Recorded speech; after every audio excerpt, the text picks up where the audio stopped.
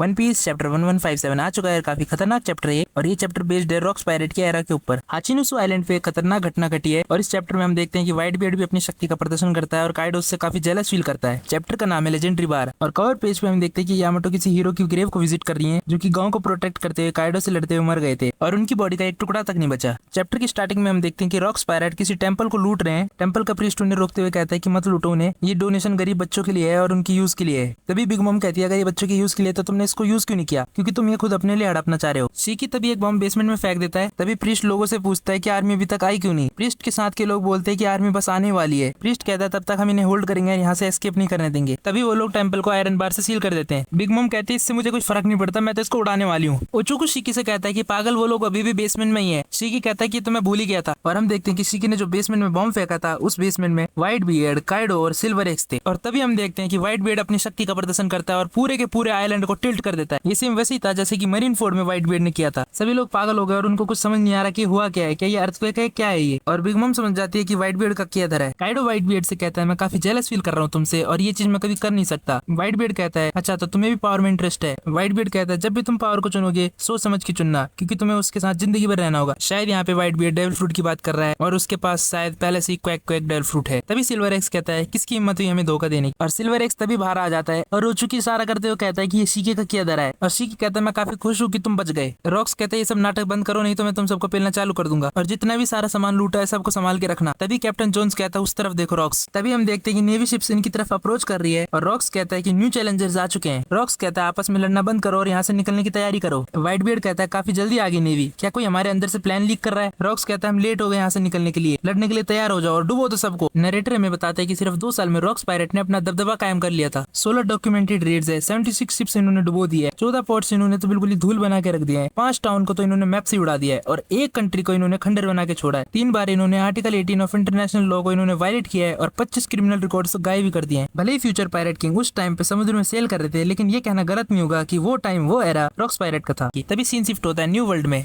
World government का agent कहता है हेराल्ड से तुम यहाँ क्या कर रहे हो और तुम इस जगह को यहाँ से छोड़ के चले जाओ। एजेंट कहता है जितनी भी नॉन एफिलिएटेड कंट्रीज होती है वो लॉलेस टेरिटरीज में आती है और इन लोगों के बारे में सोचना बंद करो, इन लोगों के पास कोई भी राइट नहीं है। हेराल्ड ये सुनकर काफी गुस्सा हो जाता है और कहता है कि गवर्नमेंट जो मन में है वो नहीं कर सकती। इन लोगों ने एल्बफ की हेल्प करी थी जब वहाँ पे भूखमरी आई थी, ये लोग काफी काइंड है और ये लोग हमारे सेवियर है। तभी ये लोग कहते हैं कि किंग हेराल्ड हमें बचा लो। हेराल्ड कहता है मैं इन लोगों की हेल्प किए बिना यहाँ से नहीं जाऊंगा। तभी एजेंट कहता है तुम्हें पता है ना एल्बफ को मेंबर नेशन कंसिडर करने की सोच रहे हैं और अगर तुम इन लोगों की हेल्प करोगे तो वर्ल्ड गवर्नमेंट के साथ तुम्हारे रिलेशनशिप खराब हो सकते हैं। और तभी वो गुस्से में एक लड़की शूट करते हुए कहता है तो इसलिए यहाँ से चले जाओ। और हेराल्ड को ये देख के काफी गुस्सा आता है और हेराल्ड जंप कर देता है अपनी शिप से इनके ऊपर और हेराल्ड अपने एक ही अटैक से इस शिप को डुबो देता है और हेराल्ड के खिलाफ आर्टिकल छाप दिया जाता है कि उसने एक इनोसेंट शिप को डुबो दिया है। हम देखते हैं कि ईडा के बार पे फिर से रॉक्स आया और वो हंसते हुए कहता है देखा वर्ल्ड गवर्नमेंट तो है ही ऐसी, तू मुझे ज्वाइन कर ले यार, इनके पीछे कहाँ पड़ा हुआ है। रॉक्स कहता है कि चलना यार कैसल के अंदर चल के पीते, यहाँ मजा नहीं आ रहा। हेराल्ड कहता है पागल वागल है क्या, तो जैसे आदमी को कभी कैसल के अंदर आने भी नहीं दूंगा। रॉक्स कहता है यार मुझे ज्वाइन कर ले यार, हम दोनों मिल गए ना तो गवर्नमेंट की भुस्सी भर देंगे। रॉक्स कहता है हार मान ले यार, मुझे पसंद नहीं यार कि तू गवर्नमेंट के आगे गिड़गिड़ाता रहता है। हेराल्ड कहता है आज नहीं तो कल एल्बा वर्ल्ड गवर्नमेंट के साथ जुड़ी जाएगा। और हम देखते हैं कि हेराल्ड का मुंडन हो चुका है और रॉक्स ये देख के काफी उस पे हंसता है और कहता है कि किस तरीके का फेथ है ये, कहाँ से सीखा है तूने ये कल्चर। हेराल्ड कहता है गार्प भी उस पे हंस रहा था। रॉक्स कहता है गार्प वो बंदा वो भी टॉप ब्रास के लोगों से काफी चिढ़ता है, उसे तो पायरेट होना चाहिए था, काफी ताकतवर है वो भी।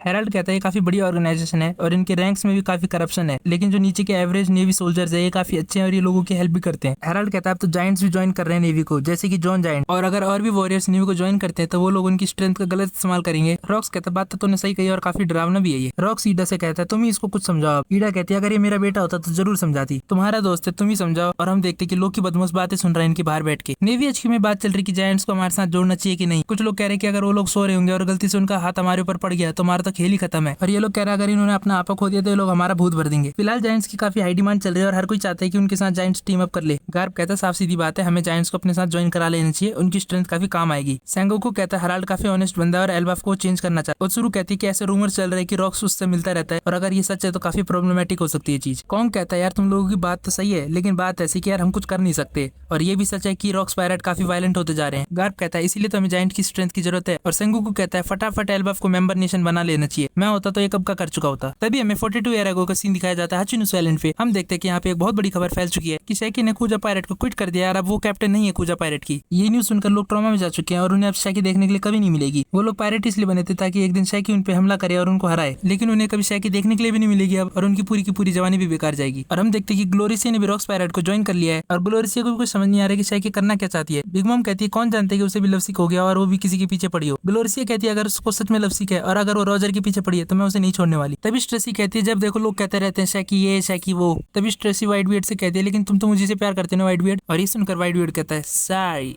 I am really sorry. और स्ट्रेसी ये सुनकर काफी गुस्सा हो जाती है और कहती है मैं इतनी फेमस हूँ तब भी तुम मुझसे प्यार नहीं करते। और उन दोनों के बीच झगड़ा चालू हो जाता है। और तभी हम देखते हैं कि हाचिनुसु आइलैंड पे एक बहुत खतरनाक चीज हुई है और हम देखते हैं कि पायरेट शिप आ चुकी है हाचिनुसु आइलैंड पे और उससे एक अप्सरा नीचे उतरती है और ये और कोई नहीं हमारी शैकी है। ये देख के सभी पायरेट्स की आंखें बाहर आ गई और उन आंखों से दिल बाहर निकल रहे उनके। और लोग शैकी से पूछ रहे कि क्या तुम भी रॉक्स पायरेट को ज्वाइन करना चाहती हो ग्लोरिसिया की तरह। शैकी कहती है मैं यहाँ पे कुछ टाइम के लिए रहने के लिए आई हूँ। और ये चीज सुन के लोग पागल हो चुके हैं वहाँ पे। शैकी कहती है भले मैंने पायरेट बनना छोड़ दिया हो लेकिन मेरे पीछे अभी भी नीवी पड़ सकती है और मुझे छुपने के लिए जगह भी चाहिए। और वो लोग शैकी के लिए कुछ भी करने के लिए तैयार हो रखे हैं। तो शैकी उनसे कहती है क्या तुम लोग मुझे प्रोटेक्ट करोगे। तो वो लोग जवाब देते हैं कि हम तुम्हें प्रोटेक्ट करेंगे। शैकी कहती है यहाँ पे काफी स्मेल आ रही है तो लोग सफाई करना चालू कर देते हैं। और शैकी कहती है मुझे यहाँ पे एक बार भी खोलना है। तो लोग साफ सफाई करके एक बार भी खोल देते हैं। तभी रॉक्स और बाकी लोग यहाँ पे आ जाते हैं, कहते हैं कि यहाँ पे इतना शोर क्यों हो रहा है। तभी वहाँ पर एक बंदा कहता है कि यहाँ पे शैकी आ रखी है और रॉक्स कहता है वो यहाँ पे क्या कर रही है। और जैसे ही रॉक्स और बाकी लोग शैकी को देखते हैं वो लोग भी पागल हो जाते हैं। मतलब यार क्या चल रहा है, शैकी का जादू काफी खतरनाक है। मुझे लगा था रॉक्स इतनी तबाही मचाता है कम से कम वो तो सख्त होगा, लेकिन वो भी पिघल गया यार। और लोग शैकी को यहाँ पे एंजल कह रहे हैं और शैकी को हाचिनुसु आइलैंड का ट्रेजर घोषित कर दिया गया है। और व्हाइट बियर्ड भी थोड़ा बेकाबू हो रहा है शैकी को देख के। शैकी रॉक्स का वेलकम करती है और कहती है कि मैं काफी खुश हूँ कि तुम मेरे पहले कस्टमर बनोगे। और रॉक्स भी पागल हो चुका है शैकी को देख के और वो कहते हैं कि जो भी तुम्हें मदद चाहिए मैं करूंगा तुम्हारे लिए। और चैप्टर के लास्ट में हम लोग देखते हैं कि 5 एल्डर्स एक साथ बैठे हुए हैं और वो लोग कहते हैं कि इस मैसेज को हेराल्ड को सेंड कर दो जिसमें लिखा है कि अगर वो वर्ल्ड गवर्नमेंट के साथ एल्बफ को ज्वाइन कराना चाहता है तो उसको रॉक्स को मारना होगा। इसी के साथ चैप्टर एंड और अगले हफ्ते है ब्रेक। और हमें ऐसे हिंट्स दिए जा रहे हैं और ऐसी थ्योरीज भी बन रही कि शैकी is the reason for the god valley incident. ऐसा हो सकता है कि किसी सेलेस्टियल ड्रैगन को शैकी पसंद आ गई और उसने शैकी को किडनैप करा लिया हो। और क्योंकि हाचिनुसु आइलैंड की ट्रेजर है शैकी तो पूरी रॉक्स पायरेट वहां पहुंच गए उसको बचाने के लिए। और क्योंकि रॉजर को भी शैकी बहुत पसंद थी तो रॉजर भी पहुंच गया शैकी को बचाने के लिए। और क्योंकि वहां पे रॉजर गया तो वहां पर गार्ब भी आ गया। तो ये सिर्फ एक थ्योरी है, बाकी तो ओडा ही जानता है कि सच क्या और क्या नहीं है।